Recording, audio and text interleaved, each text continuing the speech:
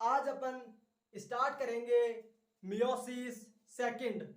पहले अपन meiosis first पढ़े थे, आज पढ़ेंगे अपन मियोसिस सेकंड।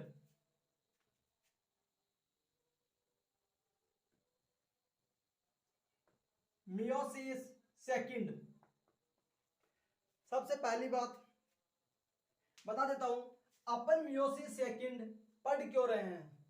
अपन ने मियोसिस फर्स्ट तो पढ़ ली, बात यह आती है कि अपन मियोसिस सेकंड क्यों पढ़ रहे हैं। अपन ने गुणसूत्रों की संख्या भी आदि कर ली, आनुवांशिक की विभिन्नता भी पढ़ ली, फिर अपन ये मियोसिस सेकंड क्यों पढ़ रहे हैं ये बताता हूं। अपन ने मियोसिस फर्स्ट में जो गुणसूत्र थे उनसे क्रोमेटिड को अलग नहीं किया था, तो इस अवस्था का उद्देश्य ही यही है कि क्रोमेटिड की संख्या या क्रोमेटिड को अलग अलग करना, गुणसूत्रों में क्रोमेटिड को अलग अलग करना। गुणसूत्रों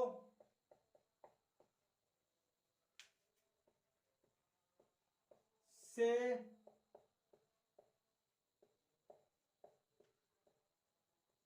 क्रोमेटिड को अलग करना, इसका उद्देश्य यही है कि अपन गुणसूत्रों से क्रोमेटिड की संख्या अलग अलग कर सके। ठीक है, दूसरा कारण बताता हूं इसका। दूसरा कारण इसका यह होता है कि सेंट्रोमियर का विघटन मियोसिस फर्स्ट में होगा या मियोसिस सेकंड में होगा। तो सेंट्रोमियर का विघटन, सेंट्रोमियर का विघटन कौन सी अवस्था में होगा, meiosis second. Meiosis second, meiosis second की कौन सी अवस्था में, एनाफेज 2।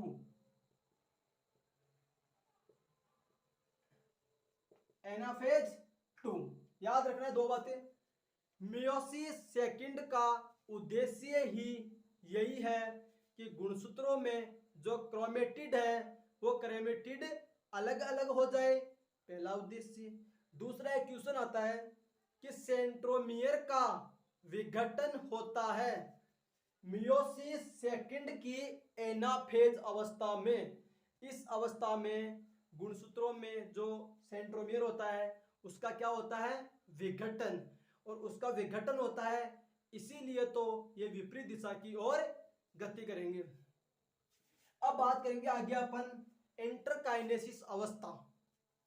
अपन पढ़ेंगे अपन इंटरकाइनेसिस।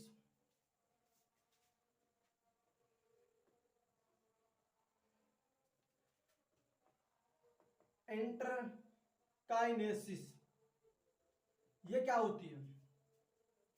मियोसिस फर्स्ट और मियोसिस सेकंड दोनों के बीच में जो अवस्था पाई जाती है उसे बोलते हैं इंटरकाइनेसिस। पहली बात लिख देता हूं यहां पे, डायग्राम बताऊंगा। G1 S sorry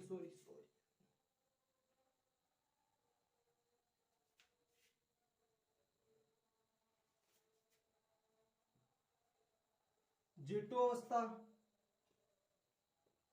meiosis first, meiosis first,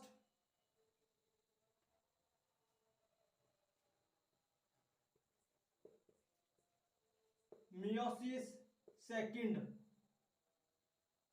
इन दोनों के बीच में कौन सी अवस्था होती है, इंटरकाइनेसिस।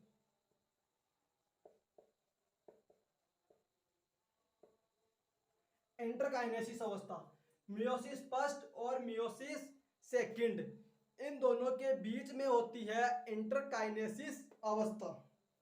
ठीक है, यह बात समझ में आती है। अब मैं ये बताऊंगा इंटरकाइनेसिस की आपको दो विशेषता बताऊंगा। पहली विशेषता अल्पकालिक होती है।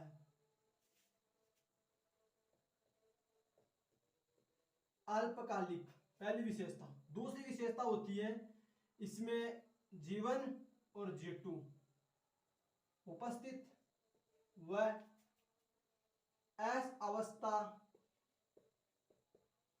अनुपस्थित। इसका भी कारण बताऊंगा। इसमें क्या होता है कि जीवन अवस्था होगी, जीटू अवस्था भी होगी, लेकिन एस अवस्था नहीं होगी। क्यों नहीं होगी इसका कारण बताता हूं विश्लेषण से। इसका कारण होता है कि मान लीजिए मियोसिस फर्स्ट में क्या हुआ कि गुणसूत्रों की संख्या अपन ने आधी कर ली, ठीक है।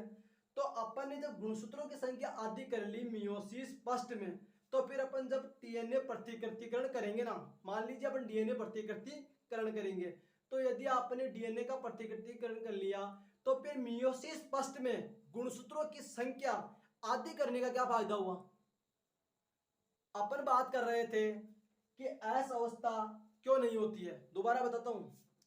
मान लीजिए मियोसिस फर्स्ट में अपन ने गुणसूत्रों की संख्या आधी कर ली, तो आधी करने के बाद यदि अपन डीएनए का फिर प्रतिकृतिकरण करेंगे, नया डीएनए बनाएंगे, तो फिर गुणसूत्रों की संख्या आधी करने का क्या फायदा हुआ। इसीलिए इंटरकाइनेसिस में एस अवस्था नहीं होती है। अब अपन दो इसकी डेफिनेशन पढ़ चुके हैं कि यह अल्पकालिक होती है, जीवन जीटू अवस्था होगी और एस अवस्था अनुपस्थित होगी। मियोसिस फर्स्ट और सेकंड के बीच में क्या होता है, इंटरकाइनेसिस, ठीक है। अब अपन इसके बारे में आगे चर्चा करेंगे कि इसमें क्या होता है। अब एक डायग्राम बताऊंगा जिससे आप ये समझ जाएंगे कि क्रोमेटिड अलग कैसे हो रही है। जीवन अवस्था, एस अवस्था और जीटू अवस्था। अपन ने बात की थी पहले कि जीवन अवस्था में क्रोमेटिड की संख्या और डीएनए की संख्या समान होती है, ठीक है। डीएनए की संख्या जीवन अवस्था में तो समान होती है, लेकिन एस और जीटू अवस्था में क्रोमेटिड की संख्या तो 4 हो जाती है और डीएनए की संख्या 2 रह जाती है। देख लीजिए डबल हो रही है, ये 4 हो रही है, 2 हो रही है, ठीक है। समझ रहे हो इस बात को। अब आता है मियोसिस फर्स्ट। प्रोफेज और एनाफेज अवस्था में समजात गुणसूत्रों के जोड़े बन रहे हैं। यहाँ क्या हो रहा है, मियोसिस सेकंड की जो एनाफेज है उसमें क्या हुआ, 4 अगुणित गुणसूत्र बने, क्योंकि ये क्या हुए, अलग अलग। ये गुणसूत्र है, ये अलग अलग हुए। और एनाफेज अवस्था में क्या हुआ, गुणसूत्रों का विघटन। अब मैं इसके दो महत्व बताता हूं अर्धसूत्री विभाजन के, यही पढ़ लेंगे अपन महत्व। सबसे पहला महत्व बताता हूं कि मियोसिस का सबसे पहला इंपॉर्टेंस क्या होता है, जैव विकास में सहायक। क्यों भाई, माइटोसिस क्यों नहीं करता है, मियोसिस ही जैव विकास क्यों करता है, क्योंकि जो मियोसिस होता है उसमें आनुवांशिक विभिन्नता होती है। आनुवांशिक विभिन्नता होगी तो जैव विकास होगा। जैव विकास पहला कार्य। दूसरा हो बता देता हूं, दूसरा होता है पीढ़ी दर पीढ़ी गुणसूत्रों की संख्या समान रखता है।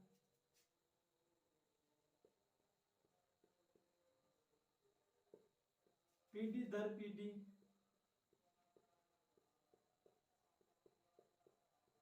गुणसूत्र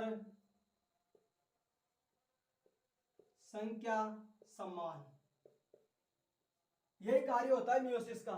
जैव विकास और पीढ़ी दर पीढ़ी गुणसूत्रों की संख्या समान रखती है। यह डायग्राम बता रहा है कि मियोसिस सेकंड में गुणसूत्रों की संख्या आधी हो रही है। अब बात करेंगे अपन मियोसिस के प्रकार। अब बात करेंगे प्रकार। मियोसिस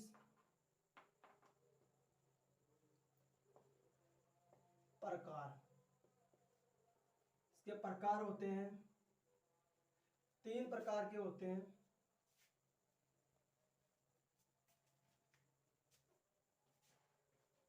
सबसे पहले नाम बता देता हूँ। इसके 3 प्रकार होते हैं, गैमेटिक, जाइगोटिक और स्पोरिक।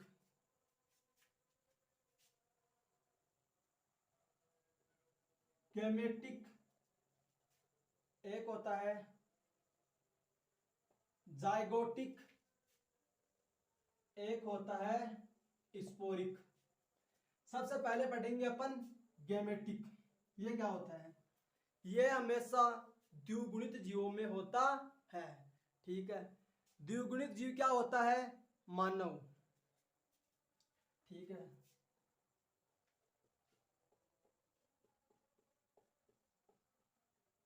द्विगुणित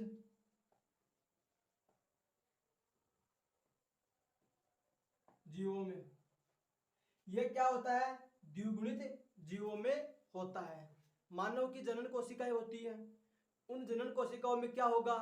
मियोसिस। और मियोसिस से क्या बनेगा? युग्मक। तब जाके मियोसिस होगा, युग्मक बढ़ेंगे तो यार सूत्री विभाजन होगा। यहां बता देता हूं, मान लीजिए 2n है, मानो 2n में क्या हुआ? मियोसिस। और मियोसिस से क्या बना? n। n क्या होता है? सॉरी 2n, दोबारा बता देता हूं। 2n है, उसमें मियोसिस हुआ और ये क्या बना? n। n क्या होता है? युग्मक। इतना याद रख लोगे। द्विगुणित कोशिका होती है, उसमें मियोसिस होगा और क्या बनेगा? n। अब बात करेंगे अपन जाइगोटिक मियोसिस कि जाइगोटिक मियोसिस क्या होता है। जाइगोटिक मियोसिस के बारे में बात करेंगे। यह क्या होता है? शैवाल, सॉरी पहले तो ये बताऊंगा कि जाइगोटिक होता किनमें है? अगुणित। जो अगुणित होते हैं ना, अगुणित जीवों, अगुणित जीव कौन से होते हैं? शैवाल, शैवाल व कवक। ये अगुणित जीव होते हैं। इनमें क्या होता है कि दो n और n दो आएंगे, इनमें निषेचन होगा, निषेचन से युग्मक बनेगा, युग्मक का मियोसिस बनेगा और वापस वही प्रोसेस आ जाएगी। ये एक n, ये एक n। ठीक है, ये दोनों में क्या हुआ? निषेचन। निषेचन, निषेचन से क्या बना? फिर इसमें क्या हुआ? मियोसिस।